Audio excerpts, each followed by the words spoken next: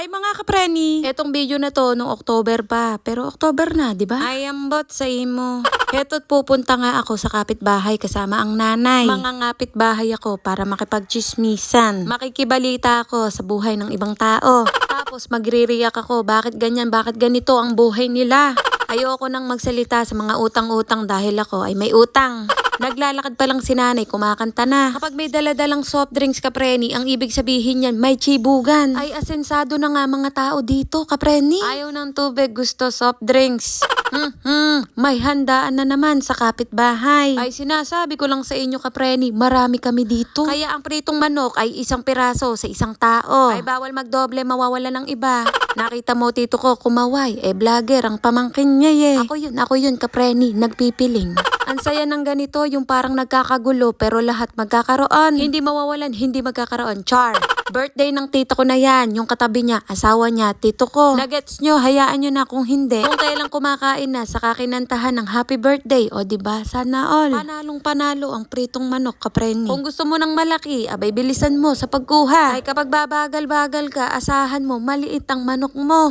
O siya, nakadalawang manok ako, kapreni. Kahit nag-iisa lang ako. Why, charot lang. Kinuha ko ng manok si Rui. Natutulog Ganun ang nanay, isipin ng anak. Char! Panay kanta ng happy birthday hanggang bukas na yan, kapreni. Medyo nahiya nga ako, kapreni, dahil sa akin yata ang pinakamalaking manok at dalawa pa ang kinuha ko, diba? Ibig sabihin yan, napakabilis ko na, Hanes.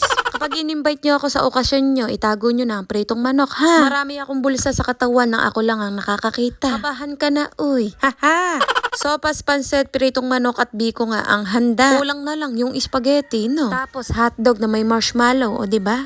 Kumuha na kagad ako ng sopas, ay baka maubusan. Takot ako maubusan ng pagkain. Char! Videohan ko muna sila bago ako lumapang. Kapag piling vlogger ka talaga, kapreni, unahin mo muna ang dapat unahin. Ihuli mo ang dapat ihuli. Char! Video yan, kaya dapat masaya ka. At kahit wala ng upuan, magagawa ng paraan. Buti pa sila na videohan, samantalang ako sariling sikap. Pero okay lang, ganun talaga.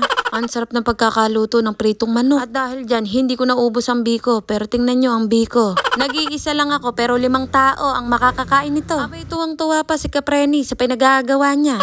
Nabusog na kaya kumakaway. Sakto nga mga kapreni, pag uwi ko sa bahay, saka nagising si Rui. Alam na alam niya na may chibugan sa kapitbahay at para makakain ng maayos ang kanyang ina, o diba?